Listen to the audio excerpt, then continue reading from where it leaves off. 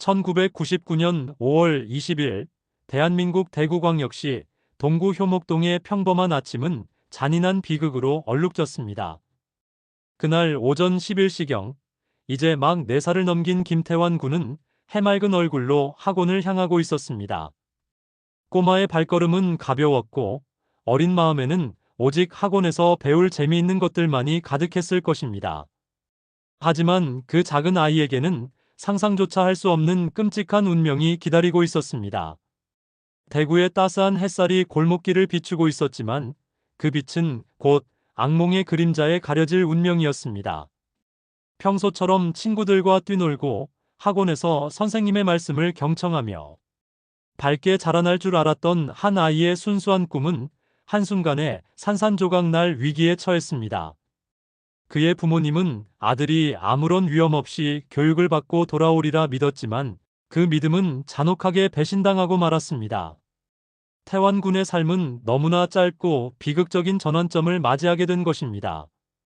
골목길을 지나던 태환 군은 갑자기 나타난 정체불명의 그림자와 마주합니다. 차가운 아기를 품은 그 남자는 검은 비닐봉투를 손에 든 채 태환 군에게 다가섰습니다. 어린 태환 군은 영문도 모른 채 낯선 남자의 행동에 당황했을 것입니다. 그 남자는 마치 먹잇감을 노리는 사냥꾼처럼 겁에 질린 어린아이의 머리카락을 움켜쥐고 잔인하게도 그 작은 입을 강제로 벌리게 했습니다. 그 순간 태환 군의 눈빛에는 공포와 혼란이 교차했을 것이고 그는 본능적으로 위험을 감지했을 것입니다. 하지만 그의 작은 몸으로는 도저히 저항할 수 없는 거대한 폭력 앞에서 무력하게 당할 수밖에 없었습니다. 그리고는 봉투 안에 담겨있던 시뻘건 황산을 태환 군의 얼굴에 무참히 쏟아부었습니다. 그 액체는 마치 지옥에서 끓어오른 용암처럼 순식간에 그의 얼굴을 뒤덮었습니다. 단 몇 초 만에 벌어진 일이었지만 그 순간은 한 아이의 삶을 송두리째 파괴하고 대한민국 전체를 충격에 빠뜨린 비극의 시작이었습니다. 뜨거운 액체가 얼굴을 타고 흘러내리자 태환 군은 상상할 수 없는 고통에 몸부림쳤습니다. 비명조차 제대로 지르지 못하고 그의 작은 몸은 고통으로 휘청거렸습니다. 어린 비명은 좁은 골목을 가득 채웠고 그의 작은 몸은 고통으로 휘청거렸습니다.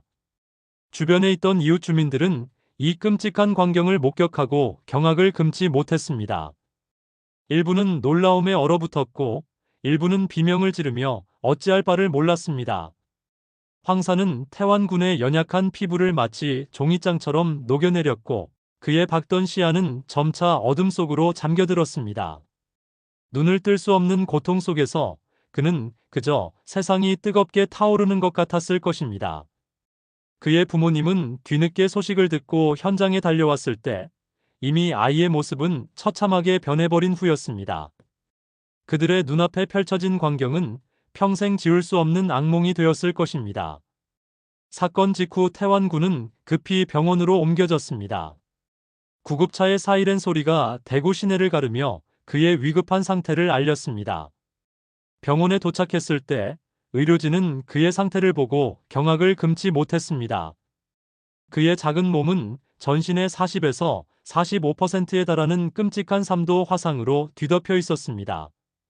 단순한 화상을 넘어선 화학물질에 의한 심각한 부식이었고 그의 피부는 마치 끓는 물에 데친 것처럼 흐물흐물해져 있었습니다. 특히 얼굴은 형체를 알아보기 어려울 정도로 심하게 훼손되었고 두 눈은 황산에 직접 노출되어 영영빛을 잃고 말았습니다.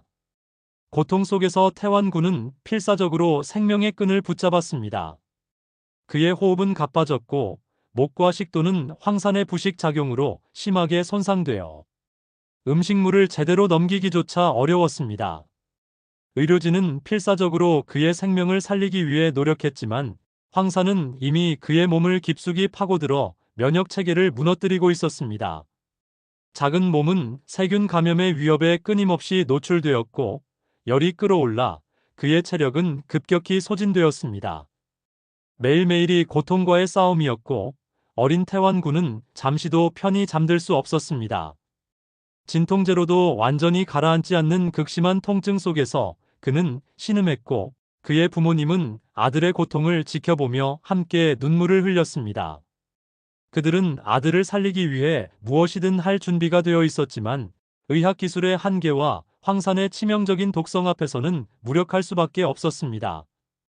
의료진은 온갖 방법을 동원하여 그의 생명을 연장하려 애썼지만 그의 작은 몸은 더 이상 버틸 힘이 없었습니다. 49일간의 처절한 사투 끝에 태완군은 결국 병마를 이기지 못했습니다.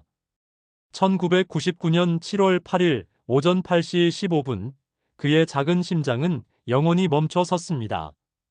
직접적인 사인은 폐혈증이었습니다. 황산에 의한 심각한 화상으로 전신에 퍼진 감염이 결국 그의 생명을 앗아간 것입니다. 고통 속에서 뜨거운 물이라고만 생각했던 액체가 자신의 생명을 앗아간 황산이라는 사실조차 모른 채 태완군은 그렇게 세상과 작별했습니다. 그의 죽음은 단순한 사망이 아니라 범인의 잔인함과 사회의 무관심이 빚어낸 비극의 정점이었습니다.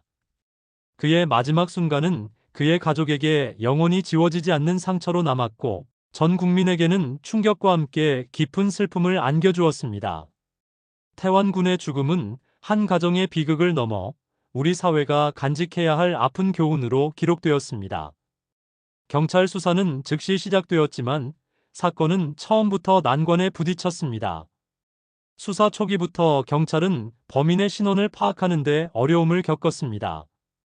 사건이 발생한 골목길은 비교적 한적했고 폐쇄외로 CCTV조차 설치되어 있지 않았던 시절이었습니다. 유일한 목격자는 태완군과 함께 학원에 가던 청각장애가 있는 어린 친구였습니다. 언어적 소통이 어려웠던 탓에 경찰은 그 아이로부터 사건의 결정적인 단서를 확보하는 데 실패했습니다.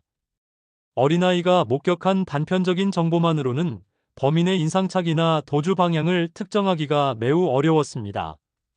당시 수사관들은 범인의 윤곽조차 제대로 그릴 수 없었고 사건은 미궁 속으로 빠져드는 듯 했습니다. 수사 초기부터 증거 확보에 실패하면서 사건은 점차 표류하기 시작했습니다. 하지만 희미하게나마 한 줄기 희망이 있었습니다.